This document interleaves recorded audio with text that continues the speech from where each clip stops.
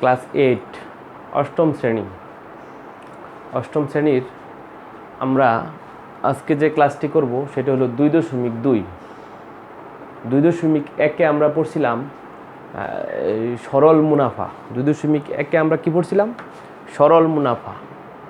2.1 আমরা পড়ছিলাম সরল মুনাফা, আর 2.2 আমরা পড়ব চক্রবৃদ্ধি মুনাফা। প্রতি বছর শুধু প্রারম্ভিক মূলধনের উপর যে মুনাফা দেওয়া হয় তাকে বলে সরল মুনাফা। প্রতি বছর শুধু প্রারম্ভিক মূলধনের উপর যে মুনাফা দেওয়া হয় তাকে বলে সরল মুনাফা। আর প্রতি বছর মুনাফা যোগ হয়ে যে নতুন মূলধন তৈরি হয় তাকে বলে চক্রবৃদ্ধি মূলধন। আর ওই বৃদ্ধিপ্রাপ্ত মূলধনের উপর যে মুনাফা দেওয়া হয় তাকে বলে চক্রবৃদ্ধি মুনাফা। তাকে কি বলে? চক্রবৃদ্ধি মুনাফা। তিনটা জিনিস আমরা আবার খেয়াল করব, বোর্ডে আমি দেখাচ্ছি, আগে কথাগুলো শুনে নেও। প্রতি বছর শুধু প্রারম্ভিক মূলধনের উপর যে মুনাফা হয় তাকে বলে সরল মুনাফা। প্রতি বছর মুনাফা যোগ হয়ে, আসলের সাথে মুনাফা যোগ হয়ে যে নতুন মূলধন তৈরি হয় সেটাকে বলে চক্রবৃদ্ধি মূলধন বা চক্রবৃদ্ধি মূল। এই বৃদ্ধিপ্রাপ্ত মূলধনের উপর যে মুনাফা দেওয়া হয় সেটাকে বলে চক্রবৃদ্ধি মুনাফা। তিনটা কথা, কিছুই বোর্ডের লেখা তুলতে হবে না, যা আমি ক্লাসে বলবো বা যে অঙ্কগুলো করব ওরা সবই সেগুলো মেসেঞ্জারে দেওয়া হবে। সেগুলো কোথায় দেওয়া হবে? মেসেঞ্জারে দেওয়া হবে। প্লাস HWটাও ওই মেসেঞ্জারে দেওয়া হবে, বোর্ডে আর লেখা হবে না। একটা বিষয় খেয়াল করো, 100 টাকা ব্যাংকে রাখা হলো 10% হারে। 10% হারে রাখা হলো, এর অর্থ হলো 100 টাকা 1 বছর পরে 10 টাকা মুনাফা দিবে। তাহলে 1 বছর পরে যদি তুমি ব্যাংকে যাও তুমি পাইবা 110। 100 টাকা তোমার ছিল আর 10 টাকা অতিরিক্ত, এই 110। 110কে বলা হয় মুনাফা আসল। মুনাফা হলো 10 টাকা, আসল হলো 100 টাকা, এই 110 টাকা। তুমি যদি 2 বছর পরে যাও পাইবা 120 টাকা। 3 বছর পরে যদি যাও 130 টাকা। এভাবে প্রতি বছরে দিবে 10 টাকা করে। যত বছরই টাকা থাক না কেন, প্রত্যেকটা বছর মুনাফা হিসাব করা হবে এই 100 টাকার উপর। যত বছর থাক না কেন এই মুনাফা হিসাব করবে 100 টাকার উপর। এই সিস্টেমটাকে বলে সরল মুনাফা। কি বলে? সরল মুনাফা।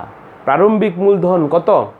100 টাকা। 100 টাকা। ওই টাকার উপরে যত বছর থাক না কেন হিসাব করা হবে। এই সিস্টেমটাকে বলে সরল মুনাফা। আমরা পড়ছিলাম সরল মুনাফা I = PRN।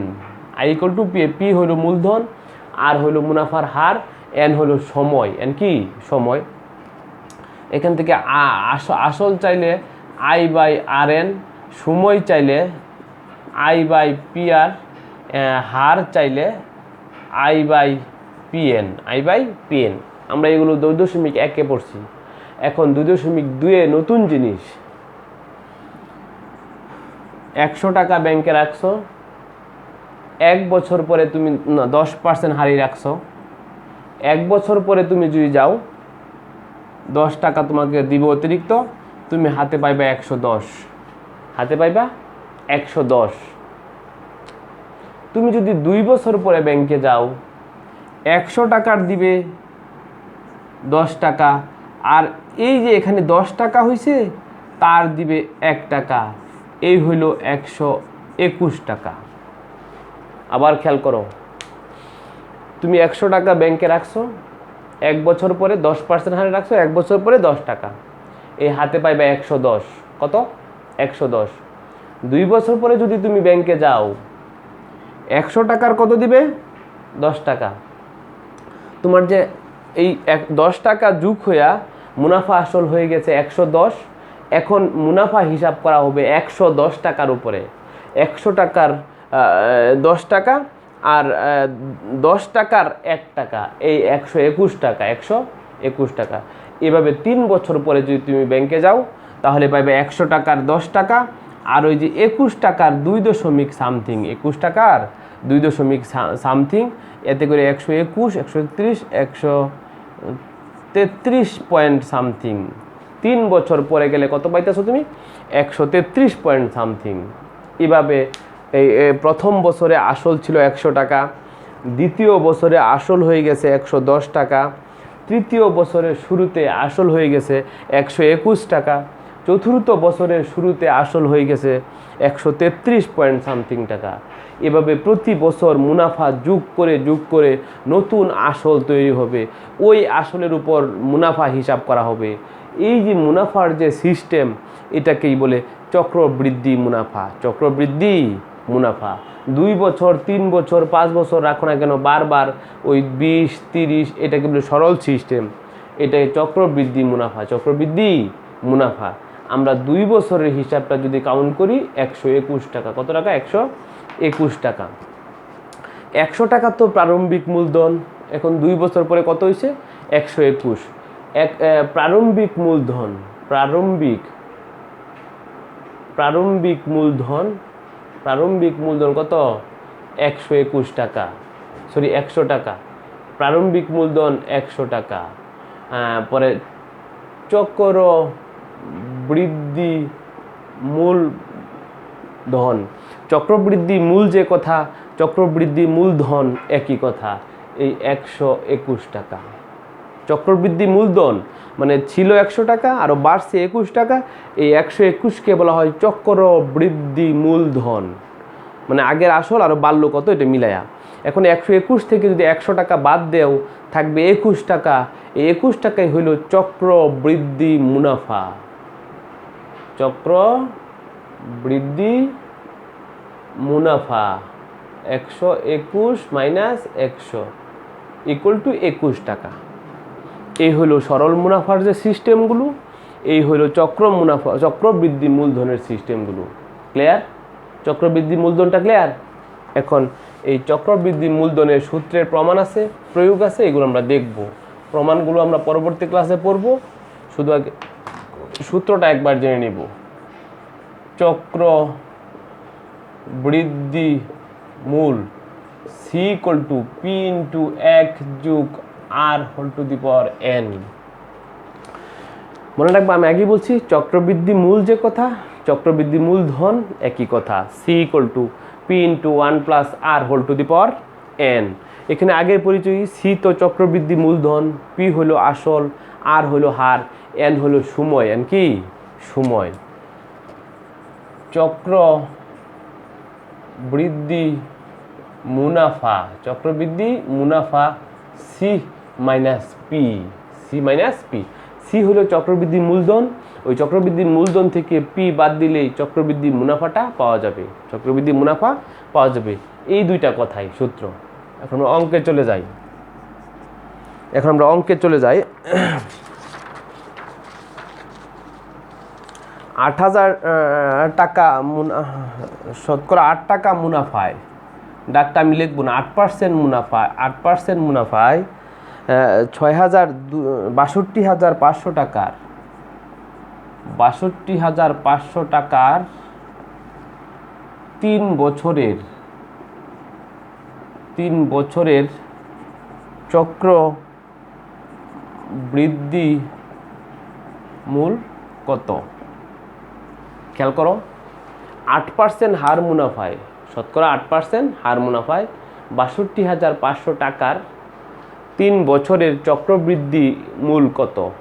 এই যে আমার অঙ্কটা, এখানে পি মানে আসল বা মূলধন হলো 62,500, আর মানে হার হলো 8%, সময় মানে 3 বছর। সময় মানে কি? 3 বছর। সময় মানে কি? 3 বছর।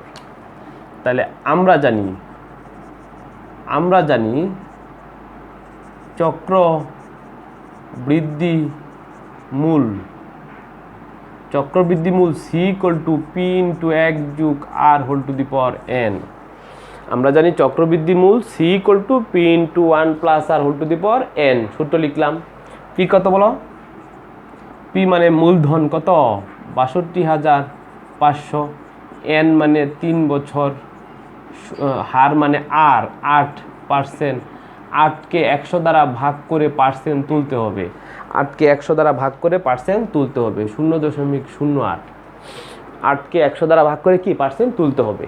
এটা মানগুলো এখানে বসায় দিই। পি হলো ৬২,৫০০ গুণন 1 যোগ 0.08 হোল টু দি পাওয়ার 3। ৬২,৫০০ গুণন 1.08 গুণন 3। ক্যালকুলেটর হাতে নেওয়া, এই ক্যালকুলেশন দেখাতে হবে না, ক্যালকুলেটর হাতে নেওয়া 1.08 এটা 3 বার গুণ হবে, বা সাইন্টিফিক ক্যালকুলেটরে এটার উপরে 3 পাওয়ারও দেওয়া যায়, 3 পাওয়ারও দেওয়া যায়। আর নর্মাল ক্যালকুলেটরে 1.08 গুণন 1.08 গুণন 1.08 পাইলে না, ওটার সাথে আবার গুণ হবে 8,000, গুণ হবে ৬২,৫০০, গুণ হবে ৬২,৫০০, ফল হবে 7,8,7,3,2 এত টাকা, ৭৮,৭৩২ টাকা, ৭৮,৭৩২ টাকা। এই হলো এই ধরনের অঙ্কের সমাধান করব আমরা। চক্রবৃদ্ধি মূল, চক্রবৃদ্ধি কি মূল 8% হারে, আর হলো 8%, ৬২,৫০০ টাকার মানে পি হলো ৬২,৫০০, এন হলো 3 বছর। চক্রবৃদ্ধি মূল সি ইকুয়াল টু সূত্র কি? P into 1 plus R whole to the power 1 না এন। এন এইখানে মানগুলো বসায় ক্যালকুলেশন করলে যা আসে। ক্লিয়ার? এভাবে আমরা যে কোনো টাকার উপরে এত পার্সেন্ট হারে এত বছরের চক্রবৃদ্ধি মূলধন বের করতে পারবো, চক্রবৃদ্ধি মূলধন বের করতে পারবো। এখন দেখো আরেকটা অঙ্ক। এখন দেখো 10.50% হারে, 10.50% হারে 5,000 টাকার, 5,000 টাকার 2 বছরের চক্র বৃদ্ধি মুনাফা কত? আগের অঙ্কে চাইছিল চক্রবৃদ্ধি মূলধন কত, আগের অঙ্কে কি চাইছিল? চক্রবৃদ্ধি মূলধন কত। এখন চাইছে চক্রবৃদ্ধি মুনাফা কত, চক্রবৃদ্ধি মুনাফা কত। চক্রবৃদ্ধি মুনাফার তো ডাইরেক্ট সূত্র নাই, চক্রবৃদ্ধি মূলধন সি বের করতে হবে আগের নিয়মে, পরে চক্রবৃদ্ধি মুনাফা সি মাইনাস পি, পরে চক্রবৃদ্ধি মুনাফা কি? C minus P. আগের অঙ্কের মতোই আমরা জানি চক্রবৃদ্ধি মূলধন C equal to P into 1 যোগ R whole to the power N. P হলো 5,000 টাকা, পি কত? 5,000 টাকা। এন হলো 2 বছর, আর হলো 10.50%। পার্সেন্ট তুলবা না, 10.50 ভাগ 100 ইকুয়াল টু পার্সেন্ট 0.105। মানগুলো বসাও। পি কত? 5,000 গুণন 1 যোগ 0.105 পাওয়ার হলো 2, পাওয়ার কত? 2। 5,000 গুণন 1.105 পাওয়ার হলো 2। এইটা 2 বার গুণ করব ক্যালকুলেটরে।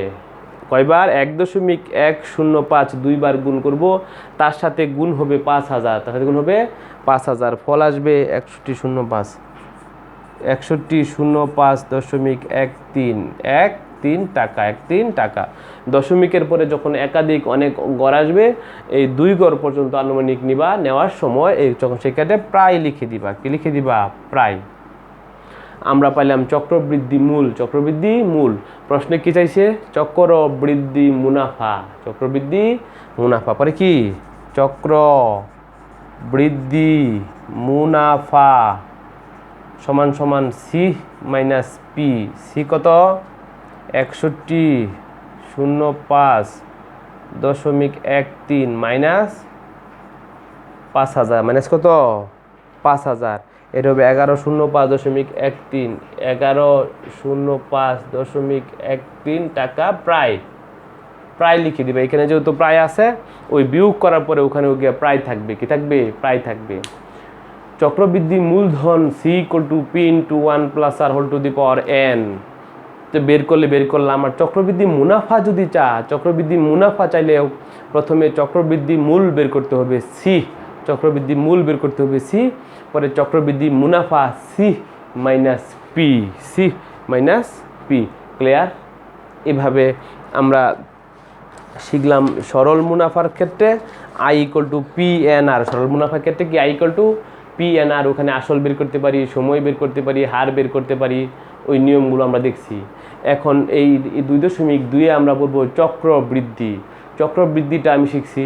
আমি যে কথাগুলো বললাম, যে অঙ্কগুলো করলাম, এগুলো মেসেঞ্জারে আমি ছবি দিয়ে দিব, ওই ছবিতে থাকবে। ওখানে সরল মুনাফার সংখ্যাটা হলো, আবার খেয়াল করে আমি বলে দিচ্ছি, প্রথমে বলছিলাম প্রতি বছর শুধু প্রারম্ভিক মূলধনের উপর যে মুনাফা হিসাব করা হয় তাকে সরল মুনাফা। প্রতি বছর মুনাফা যোগ হয়ে যে নতুন মূলধন গঠিত হয় তাকে বলে চক্রবৃদ্ধি মূলধন। আর এই বৃদ্ধিপ্রাপ্ত মূলধনের উপর যে মুনাফা দেওয়া হয় তাকে বলে চক্রবৃদ্ধি মুনাফা। চক্রবৃদ্ধি মুনাফা, চক্রবৃদ্ধি মুনাফা, চক্রবৃদ্ধি মূলধন C equal to P into 1 plus R whole to the power n. চক্রবৃদ্ধি মুনাফা চাইলে C minus P, C minus P. আমরা দুইটা অঙ্ক দেখাইলাম, একটাতে বের করছি চক্রবৃদ্ধি মূলধন, আর একটাতে বের করছি চক্রবৃদ্ধি মুনাফা। চক্রবৃদ্ধি মুনাফা, এই সংজ্ঞাগুলো প্লাস যে অঙ্কগুলো আমি করলাম এইগুলো প্লাস HW ওই মেসেঞ্জারে আমি যে শিটটা দিব, ওই শিটে দেওয়া আছে মেসেঞ্জারে। কোথায়? মেসেঞ্জারে। ওখানে অঙ্কগুলো করা আছে, আর 5টা অঙ্ক HW করা আছে। এই 5টা অঙ্ক HW করে জমা দিবি। ওকে, থ্যাংক ইউ ভেরি মাচ।